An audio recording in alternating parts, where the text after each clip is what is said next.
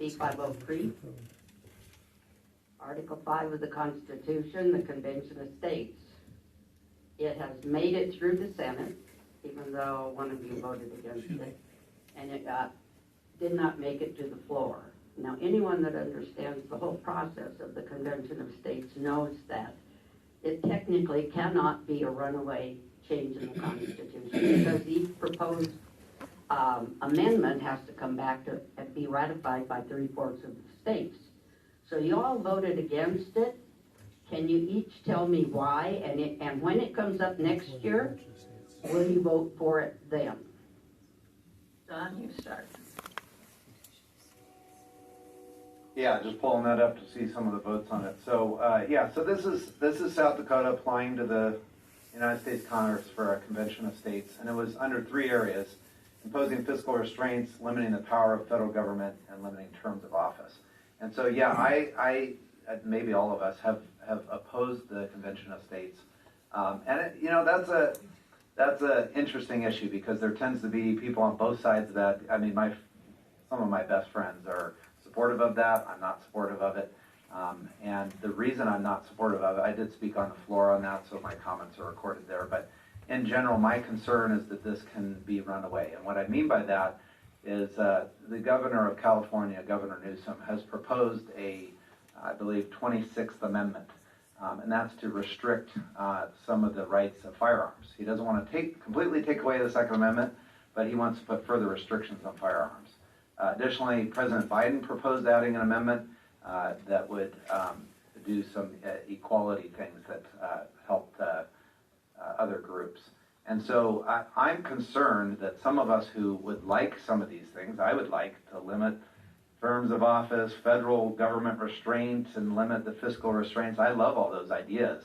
But my concern is, if we had this convention, that some of the people that I don't agree with, like this idea of restricting firearms, they would trade those. They would say, well, I'll give you this if you'll give me that. And so I have some concerns with that. My opinion in general is, let's say you take the 10 Commandments, talk about a controversial topic. I think if we made an 11th commandment and told people the 11th commandment to follow the 10 commandments, it wouldn't make any difference. And so I think in this same situation, if we just keep telling them you have to follow it, you have to follow it, the problem is they're not following the Constitution. So let's get them to follow the Constitution as is, and let's not add another one to say we're telling you to follow the Constitution. Let's just follow it. Kathy?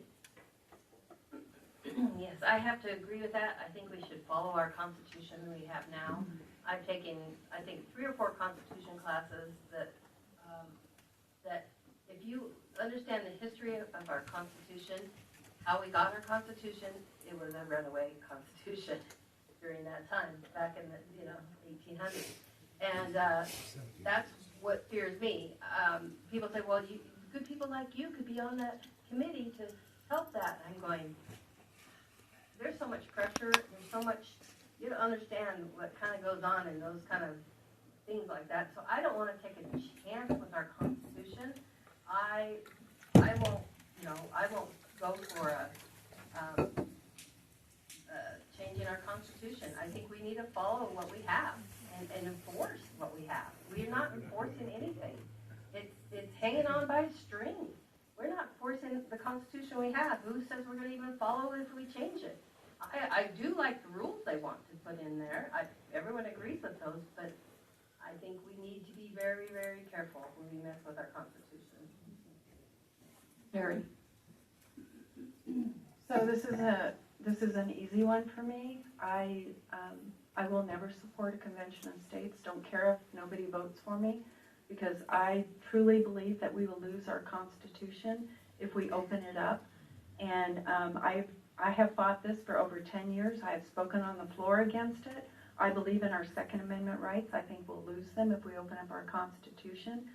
I have debated Rick Santorum face to face. I will never, ever support a Convention of States, not because I don't think that that there aren't good people on both sides of this, but there was just a ruling in November of 2025, a federal judge, it was Thompson versus Matterson, and basically what the states are saying is they have a greater role than what Article 5 gives them.